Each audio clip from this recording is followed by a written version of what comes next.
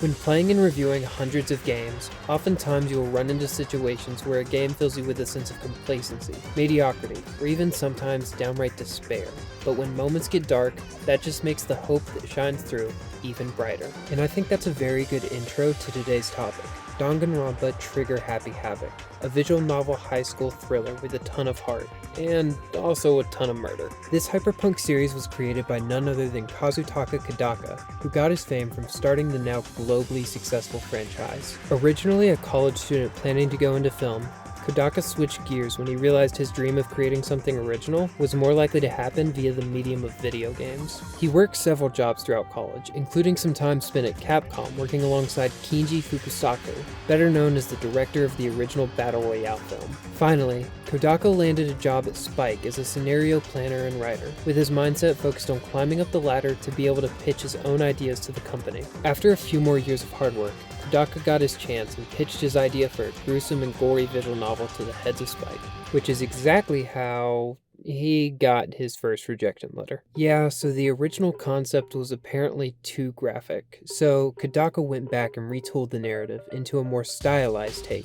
where bold personalities would stand out and the focus would be more on the feelings of loss rather than shock. And that's a general rough outline for how we got to where we are today. 4 mainline games, 2 animes, and a killing game premise that I'd argue still hasn't been outdone nearly a decade later. Taking inspiration from works like Battle Royale in the Ace Attorney franchise, Danganronpa features a cast of diverse high school students with ultimate talents forced into a horrific game of killing. So that basic premise definitely covers the Battle Royale influence, but where does Ace Attorney have any impact? Well, my dear viewer, after every murder that takes place, the remaining students are then forced to have a trial. This means that the students are given ample time to investigate, debate, and accuse one another of who decided they wanted to play How to Get Away with Murder. These trials are used to further the narrative in each title, as well as give opportunities for new gameplay aspects to emerge. The premise of the Danganronpa series is simple, yes, but the execution is so spectacular that I can't help but to be completely and utterly immersed. In the same way that college ethics classes engross students, the subject of ethics around murder in inhumane situations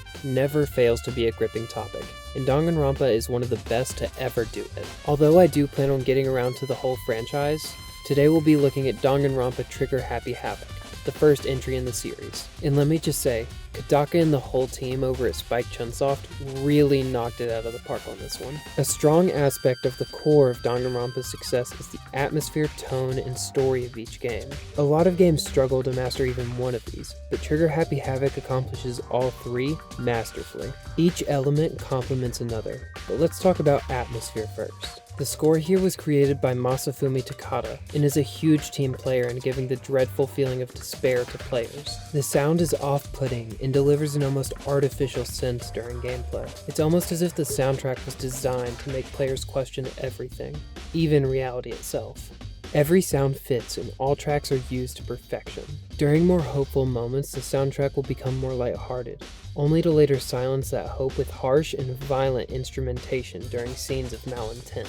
But the soundtrack is only one half of the atmosphere. That other gap is filled in by both the setting and the art style. The story takes place in a seemingly abandoned school, with all exits blocked off and windows plastered with metal grating. Essentially, all forms of interaction with the outside world have been cut off, and left in its place are dark and foreboding hallways. One thing that I think this setting does particularly well is setting up the player for questioning their environment. I can't think of many other games where I'm exploring a space for the first time, and one of my initial thoughts is, wait a minute, that could be used as a murder weapon.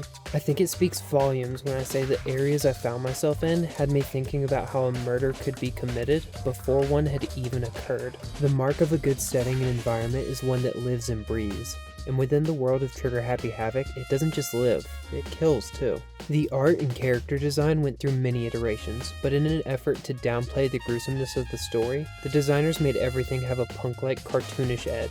Blood is pink, characters are incredibly expressive, and traits are exaggerated to the point of near satire. It never becomes too over the top to where it distracts from the seriousness of their situation, but it allows for intervals of high school semantics and silliness between each of the trials.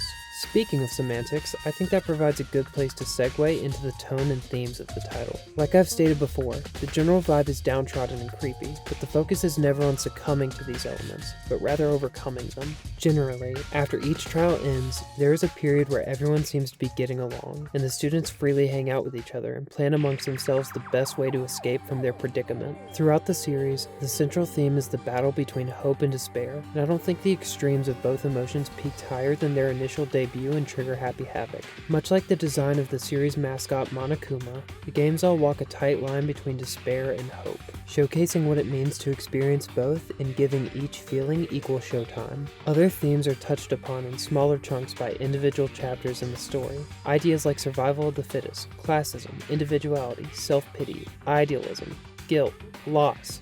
I could go on, but I think you get the point. These themes are explored within the identities of each character that you end up sharing time with, which is why I think it's finally time we touched on the game's story. As noted earlier, the premise for Trigger Happy Havoc is nothing too complicated for anyone to understand. A bunch of talented high schoolers get locked inside the campus. There they are held hostage by a mechanical plush robot bear thing named Monokuma, who uses constant mental torture tactics to get what he wants out of his players. But here's the real kicker.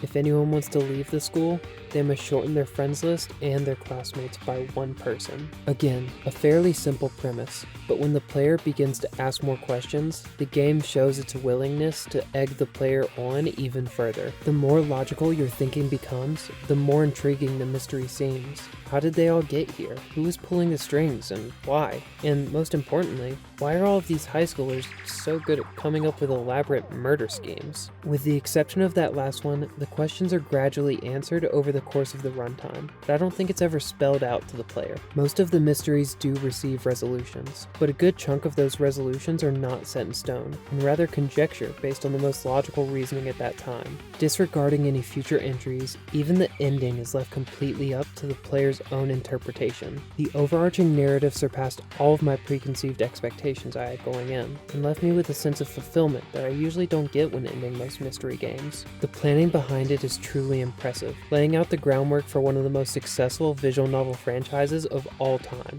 I think a lot of that can be chalked up to Kodaka's incredible writing, which can also be seen present in most of Trigger Happy's characters. According to Kodaka himself, the cast starts out intentionally cliché beyond all belief, but that's simply a ploy to lull players into a sense of security before twisting those notions on their head later on. Every student has their own identity, their own talent, a motivation that makes them tick, and they all have fully realized dreams and aspirations as well. And as I touched upon briefly while talking about the tones and themes, each character has their own discussion to add to Danganronpa's overall conversation. How a certain character may handle a friend's death, or another might deal with trying to adapt to their new school life. Everyone is unique and has a moral compass of their own, making for intriguing conversations about what can be considered morally correct. The cast is lovable, but more importantly, they feel real. There are some times when dialogue can be hit or miss, especially with a certain larger character, and I won't lie, there are some fan-servicing moments that really did give me secondhand embarrassment. But the other 95% of the game is written so well that it becomes all too easy to forget about the rare hiccups. But there is one place where both the characters and the plot happen to intertwine, and the best of both worlds are on full display. I'm of course talking about the trials. I'm sure you've seen some clips of them by now, but to sum it up, this is a trial. After every murder, the students are tasked to investigate the crime scene and try to uncover the perpetrator, or as Monokuma likes to refer to them, the Blackened. After a short amount of time, all living students are then forced to go down an elevator and enter the trial room, a space designed for looking your peers in the eyes and accusing them of cold murder. Heartwarming stuff, I know. The goal of the trial is to oust the Blackened student. If they're found out, they face punishment. If they get away with the crime, the rest of the class is punished. And in the rightful spirit of mystery games, I'll let you use your own imagination to figure out what punishment means. Slight spoilers, but it might involve the color pink. The trials are some of the longest segments found in Trigger Happy Havoc, and considering as they house the bulk of the narrative progression, they receive the luxury of being fully voiced. The actors really get a chance to shine here through both the English and Japanese cast, allowing the characters to feel even more fleshed out. Being so long, Class Trials also contains some unique game mechanics that shake up standard visual novel gameplay while setting the franchise apart from its contemporaries. In response to sales declines happening to other visual novel type releases during Danganronpa's development, Spike Chunsoft decided to add some more action-oriented minigames and mechanics during the game's main gimmick, the Trials. The most common mechanics found during these trials are non-stop debates, where characters' words will fly across the screen as they say them. The player must then choose one of the truth bullets they have to aim down and snipe contradictions. I know, it sounds super ridiculous and confusing, but in practice it plays way simpler than it sounds. It's basically just a more active way of presenting evidence during a specific statement. Honestly, the idea of shooting statements down in a conversation is clever, and it gives a lot of personality that can't be found elsewhere. I think another aspect that Danganronpa really nails is the way that it choreographs lies within statements. There were very few times during the game when I couldn't figure out what the contradiction was, and yet it always required a decent amount of thought. Puzzles were never too opaque or convoluted, they were perfectly balanced. The next two mechanics are treated more like microgames and pop up very sparingly, which are Hangman's Gambit and Bullet Time Battle. In Hangman's Gambit, letters will fill the screen and the player must shoot them down to spell out a word or phrase that acts as damning evidence. Bullet Time Battle has the fastest pace out of any mechanic, and it features a rhythm game where you have to time your shots and reload your gun to the beat of a very generic synthetic score. Yeah, I won't lie, I appreciate both as ways to try and differentiate gameplay, but neither of these really nail what they're going for. I'm very bad at rhythm games, to say the least, but here it doesn't even feel like the pace of the button presses matches the music. Input delay strikes, and overall, it just doesn't feel satisfying to play, more so awkward, and that's never a good thing. Hangman's Gambit is better, but it's also more boring. Letters appear very slowly, and it turns into a weird game of patience. The cues for what you're trying to spell aren't always clear either, particularly the Gambit in the second trial, in which I feel like the team was maybe trying to make a joke, but in the year of our Lord 2023, it felt wildly outdated. This final mechanic is used at the end of every class trial, and that is the closing argument. Basically, the goal of this mode is to make a comic book reenactment of the entire crime, from conception to execution. The rough events are laid out already, and the player's job is to fill in the missing gaps with the information that's been learned over the course of the trial. It's another one of those things that sounds kinda confusing, but is actually super easy in context. Seeing the entire plan executed in a simple hand-drawn animation is satisfying, and the music that goes along with each scene is not only incredibly good, but climatic as well. This is easily the most fleshed out mechanic, aside from the non-stop debates, and just because of that music, it's by far my favorite. It ends the trials on a conclusive bang, and it showcases all the progress the players made towards securing victory. When combined, all of these may represent a mixed bag, but they're used just infrequently enough for the players to still appreciate the game shaking things up.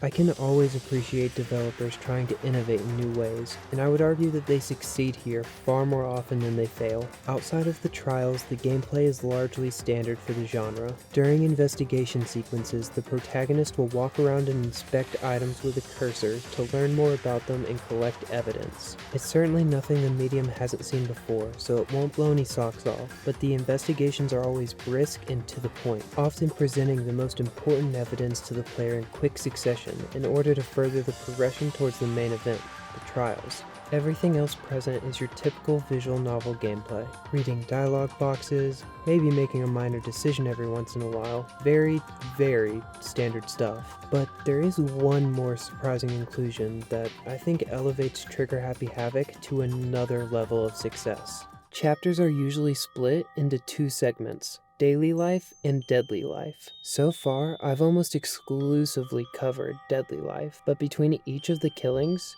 you as the player can hang out and become closer to any of the characters that you choose.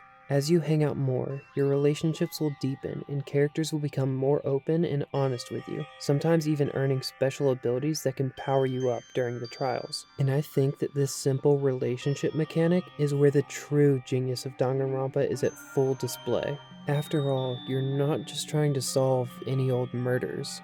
You're trying to solve the death of your friends who were murdered by your other friends. At any point throughout the story, I had no idea who was going to die next, and when someone finally did bite the dust, the more horrifying thought was the realization that one of these people I had come to like had killed them. Video game immersion is different for everyone, and your own mileage may vary. But for me, someone who is easily able to immerse themselves in a story, after every victim and punishment, the game filled me with a very real sense of despair. It genuinely sucks to see characters fall victim, and it debatably hurts even more to see those that become blackened succumb to the despair they've been faced with.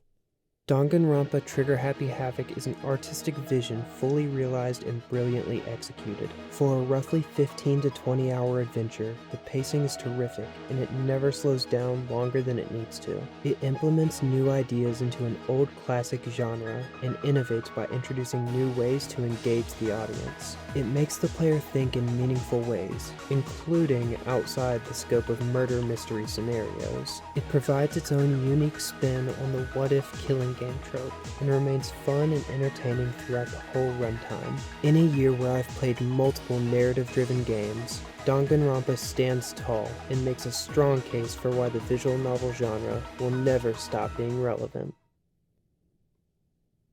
Thank you all so much for watching. I really hope you enjoyed this deep dive into the first entry of the Danganronpa franchise. I originally wanted this to be a shorter episode, but we can kind of see how that spun out of control. All in all, I'm really glad I was able to give this game the weight and tone it deserved. I seriously hope that I've inspired those of you who haven't yet to go out and try this game for yourself. And if you're interested in hearing my thoughts about other titles in the Danganronpa series, make sure you subscribe so you can check out those videos in the near future. I'm still a small channel, so a like and a share is always appreciated. Make sure to leave a comment to let me know what you want to see me cross off the backlog next. Stay positive, people, and thanks for watching the backlog.